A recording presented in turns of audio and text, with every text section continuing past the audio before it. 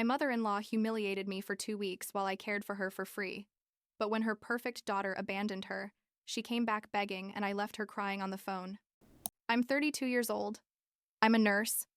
And like 2 months ago, something happened that basically made me rethink my entire relationship with my mother-in-law and the boundaries I should have set a long time ago. The thing is, Barbara, my mother-in-law, had major surgery. Nothing life-threatening, but definitely something that required serious recovery. And since I'm a nurse and apparently don't have a life of my own, everyone assumed I would be the one to move into her house to take care of her 24/7. And when I say everyone, it was really more like Barbara decided it and Ryan, my husband, basically asked me with those puppy dog eyes he makes when he needs something big from me. So there I go, packing my things for 3 weeks, leaving our apartment that's 2 hours away from Barbara's house, asking for time off work, canceling my plans, my life, everything, to go take care of a woman who, let's be honest, has never been exactly warm with me. I should mention that the relationship with Barbara has always been complicated. I mean, it's not like she hates me or anything, but there's definitely one person in her life who shines brighter than the sun, and that person is Stephanie, her daughter, my sister-in-law. From the day I met Ryan like 6 years ago, it was crystal clear that Stephanie was the absolute favorite, the one who could do no wrong, the perfect one. You know how it is. And look, I have no problem with a mother loving her daughter, obviously. But the issue is it's always been this constant comparison. This like, Stephanie would do it this way. Stephanie has better taste for this. Stephanie is so thoughtful. Ryan has noticed it 1,000 times and always tells me not to pay attention, that his mom is just like that. But after years of hearing how incredible Stephanie is, honestly, it hurts a little. You know what I mean? So, when Barbara needed surgery, I knew exactly what was going to happen. Stephanie lives like 40 minutes from Barbara. Has one of those flexible jobs where she works from home doing I don't know what marketing digital thing, no kids, basically has all the time in the world. I, on the other hand, live 2 hours away, work 12-hour shifts at the hospital, and yet I was the one who got the call from Ryan saying, "Mom needs you. You're a nurse, please." And like an idiot, because that's apparently what I am, I said yes. I didn't even consider saying no, didn't even suggest Stephanie could help. Just packed my suitcase and drove 2 hours to Barbara's house thinking it would just be a matter of doing my job, helping her recover. And that's it. The first few days were exactly what you'd expect. Like, I got up at like 6 in the morning every day to give her medications, make her breakfast, help her bathe, which is super awkward, but well, it's part of the job. Change her bandages, make sure she walked a little so blood clots wouldn't form. Basically everything a professional nurse would do, but without charging a single cent. And Barbara, well, Barbara isn't exactly the most grateful patient in the world. On the second day, I made her oatmeal with fruit for breakfast, following exactly the diet instructions the doctor had given. And the first thing she said was, "This is too watery." Stephanie always makes my oatmeal perfect. She knows exactly how I like it. Not a thanks for getting up early and cooking for me, not an "I appreciate your effort," just criticism wrapped in a comparison with perfect Stephanie. And it continued like that, day after day, comment after comment. The soup was too salty. Stephanie makes it better. The pillows weren't arranged correctly. Stephanie would know exactly how to place them. Even the way I folded the sheets was wrong, apparently. I tried not to let it affect me. Honestly, I told myself it was the pain talking, that recovery is hard, that people get irritable when they're vulnerable. All those things they teach you in nursing school about being compassionate with difficult patients, but this was my mother-in-law saying these things, not some random patient at the hospital, and every comment felt like a little stab, you know? What really killed me was when Stephanie finally decided to make an appearance. It was like on day 8 or 9. I don't remember exactly, but I do remember that I'd had a horrible night because Barbara had been in pain and couldn't sleep. So I basically didn't sleep at all either. And I got up at 6 as always to start the whole medication and care routine. I was literally in pajamas, no shower yet, hair a total mess, preparing Barbara's breakfast when I hear the door open and Stephanie's voice yelling, "Mom, I'm here." Barbara, who had been complaining all morning about how tired she was and how much everything hurt, suddenly perked up completely, like magic transformation, and started calling for Stephanie with that sweet voice she never uses with me. Stephanie walked into the kitchen, perfectly made up, in a nice dress, carrying a bag from some expensive bakery, and greeted me with this "Hi Olivia, thanks for taking care of Mom" that sounded more condescending than grateful. She put the bag on the table and said, "I brought croissants from that French bakery you love, Mom," and Barbara was practically glowing with happiness. She completely forgot about the breakfast. I had spent 20 minutes carefully preparing according to her dietary restrictions and started eating the croissants that, by the way, she probably shouldn't be eating according to the doctor's orders, but whatever. What do I know? I'm just the nurse living here. Stephanie stayed exactly 2 hours. 2 hours in which she sat on the couch next to Barbara, took like 1,000 photos for Instagram. You saw later that she posted this super emotional post about taking care of her mom. Literally said, "So grateful to be here for my mom in this difficult time," as if she were the one who had been here every night changing bandages and cleaning. They chatted about I don't know what family drama that didn't include me, and basically acted like I was invisible, except to ask me to bring her water or pass her a blanket for Barbara. After 2 hours, she got up, said, "I have a work meeting, Mom, but I'll come again soon," gave Barbara a kiss on the cheek, and left. And as soon as she left, Barbara didn't stop talking about her for the rest of the day. Stephanie looks so good. Stephanie is so thoughtful bringing me those croissants. Stephanie has so much work but still makes time to visit me. I was standing there. Literally had gone more than a week without sleeping well. No time for myself, doing all the real caregiving work, and Barbara acted like Stephanie was a saint for showing up 2 hours with pastries. Something in me broke a little that day. I'm not going to lie. That night, after Barbara fell asleep, I sat in the kitchen and cried for the first time since I'd arrived. It wasn't just the exhaustion. It was the feeling of being completely invisible. That nothing I did mattered or was good enough. And the following days were worse, because now Barbara wouldn't stop mentioning Stephanie in every conversation. When I prepared her food, she'd say Stephanie promised to bring me more croissants next time she comes. When I helped her with her physical therapy exercises, she'd say, "Stephanie told me I look much better, that my color is coming back." And I thought, I'm the one seeing you every day. I'm the one monitoring your recovery. But of course, what matters is what Stephanie says based on seeing me for 2 hours 5 days ago.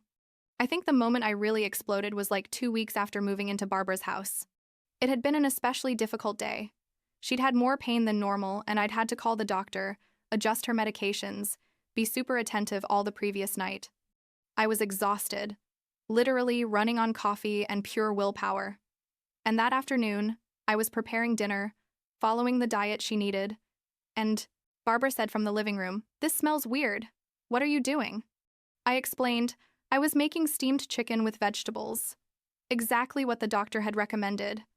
And she made that disgusted sound she makes and said Stephanie makes delicious chicken, with that special sauce she learned in that cooking course she took. She knows how to make it juicy and full of flavor, not dry like this is probably going to turn out. And that's when something in me just said no more. I turned off the stove, walked to the living room where Barbara was sitting, and told her, with the calmest voice I could muster, even though inside I was furious, "Barbara, you need to know something. I've been here 2 weeks, taking care of you day and night, doing literally everything for you, and all I've heard is criticism after criticism and comparison after comparison with Stephanie. Stephanie, who has come exactly once for 2 hours. Stephanie, who hasn't changed a single bandage, who hasn't given you a single dose of medication, who hasn't lost a single hour of sleep for you. But somehow, in your mind, she's the perfect daughter, and I'm the daughter-in-law who can't even cook chicken correctly."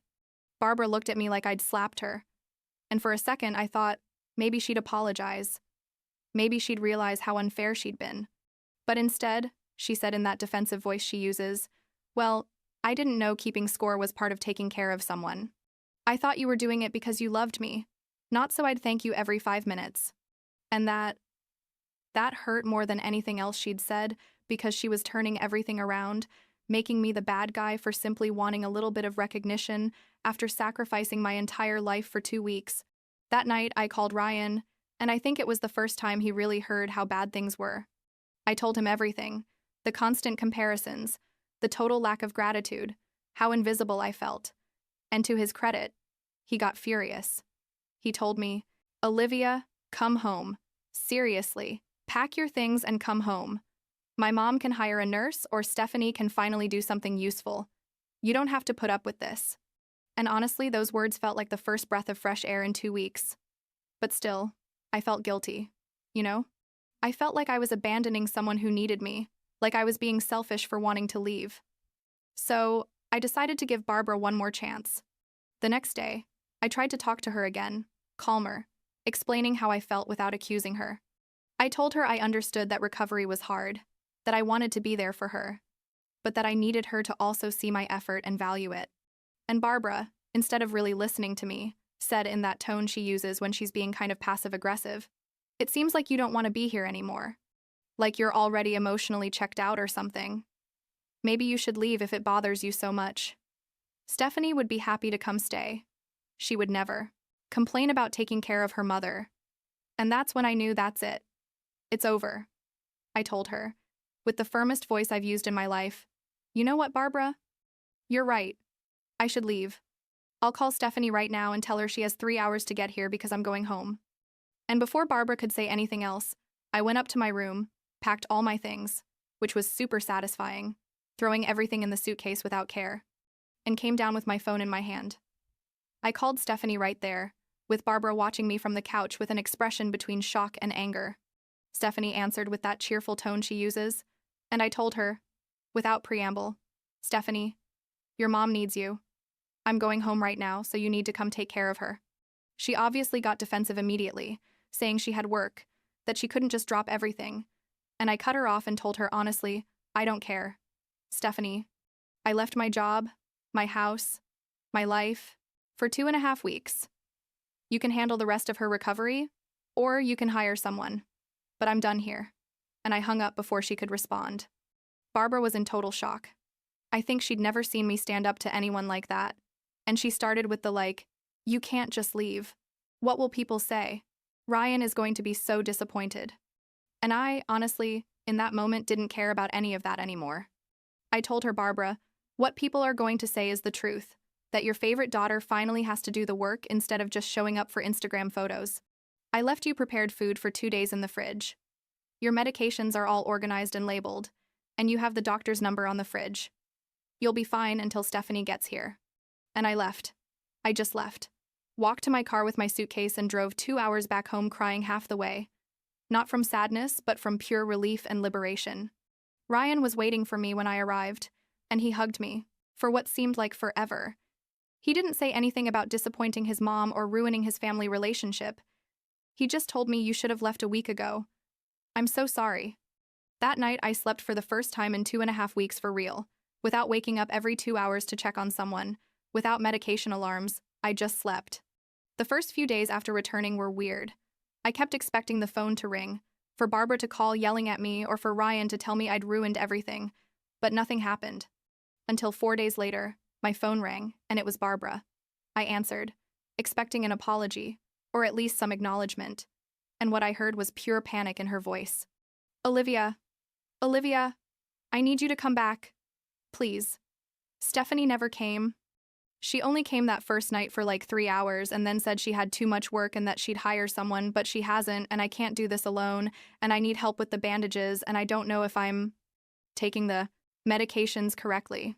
For a second, and I swear it was only a second, I felt guilt. I felt that impulse to say, okay, I'm coming, to run back and take care of her. But then I remembered the 2.5 weeks, the constant comparisons, the total lack of gratitude, and something in me hardened. I told her, Barbara, I'm sorry, but I'm not coming back. You were very clear that Stephanie could do a better job than me, so I'm sure she'll figure this out. Or you can call the nursing agency the hospital recommended from the beginning. And before she could respond, before she could start manipulating me, I told her I have to go, take care, and hung up. Immediately after hanging up, I started shaking, not from fear, but from pure adrenaline. Ryan, who had heard the whole conversation, looked at me and said, I'm so proud of you. And those words meant more than anything else in that moment. He hugged me and told me I'd done the right thing, that his mom needed to learn she couldn't treat people like that and expect them to still be there for her. Barbara called 2 more times that day, leaving increasingly desperate and eventually angry messages. The last message was basically yelling that I was selfish, that I'd abandoned a sick person, that she always knew I wasn't good enough for her son. All kinds of hurtful things that honestly only confirmed I'd made the right decision by leaving. Ryan heard the messages and his face turned red with rage, but I asked him not to call her, to let her calm down on her own. The next few days were total silence. Not a call, not a text, nothing. Ryan talked to Stephanie at one point, and apparently she was furious with me for putting her in that position. Ironic, right? And had ended up hiring a private nurse for her mom, which is what they should have done from the beginning instead of assuming I'd sacrifice my life for free. Ryan was also processing everything. I think, realizing patterns in his mom's behavior that he'd probably been ignoring for years. 5 days after my last conversation with Barbara, my phone rang again with her name on the screen. This time, I answered without the anxiety I'd felt last time, more with curiosity to see what new tactic she'd try. But when I answered, what I heard was completely different. It was Barbara crying. Not that manipulative crying some people use to get what they want, but real, deep crying. The kind that comes out when you finally realize you screwed up. Between sobs, she said, "Olivia, I'm so sorry. You're right about everything. I was horrible to you. I didn't value you. And you didn't deserve any of that." Stephanie came last night for the first time in days, and I told her how incredible she was for showing up, and she told me, "Mom, Olivia was here 2.5 weeks, doing everything, and you didn't appreciate her once." And she's right. Everyone's right. I was a terrible mother-in-law, and I don't blame you for leaving. Honestly, I stayed quiet for a moment because I didn't expect that. Didn't expect Barbara to actually admit it, or for Stephanie of all people to be the one to open her eyes. And honestly, part of me was still angry, still hurt. But another part felt something like relief that finally someone had said it out loud. I responded, with the calmest voice I could manage, "Barbara, I appreciate your apology. I really do. But you need to understand this doesn't get fixed with one call. And you hurt me. And I need time to process all of that before I can even think about having a normal relationship with you again." She said she understood, that she didn't expect me to forgive her immediately, and that she just wanted me to know she'd realized her mistake. We talked a few more minutes, nothing deep, just her, basically reiterating how sorry she was. And when we hung up, I felt weird, like relieved but also emotionally exhausted. The following weeks were about healing, I guess. Ryan and I had long conversations about boundaries with his family, about how I would never again let them treat me like that no matter who it was. And to his credit, he completely respected my feelings, and even told his mom she needed to give me space when she wanted us to come visit after her complete recovery. Now, 2 months later, things are different. Barbara recovered completely, and last week Ryan and I went to her house for dinner. It was awkward at first. I'm not going to lie, but Barbara was genuinely different. She thanked me for coming, asked about my work, and really listened when I answered, and at no point did she mention Stephanie in that comparative way she used to. In fact, at one point when we were cleaning the kitchen after dinner, she put her hand on my arm and told me, "Olivia, I know I'll probably never be able to make up for how I treated you, but I want you to know that I now see everything you did for me, and I'm genuinely grateful." And something about the way she said it felt real, you know? I don't know if our relationship will ever be perfect, or if things will get complicated again in the future, but what I do know is I learned something super valuable from all of this. I learned it's okay to set boundaries. It's okay to say no more, even when it makes you feel guilty, and that my worth doesn't depend on how much I sacrifice for other people who don't value me. And that, I guess, makes all the drama and pain worth it in the end.